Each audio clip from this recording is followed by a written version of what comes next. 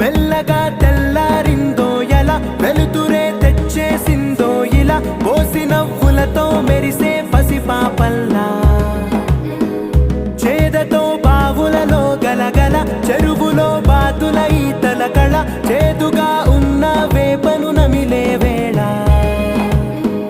చుట్ట పొగ మంచుల్లో, చుట్టాల పిలుపుల్లో, మాటలే కలిపేస్తూ మనసారా మమతల్ని పండించి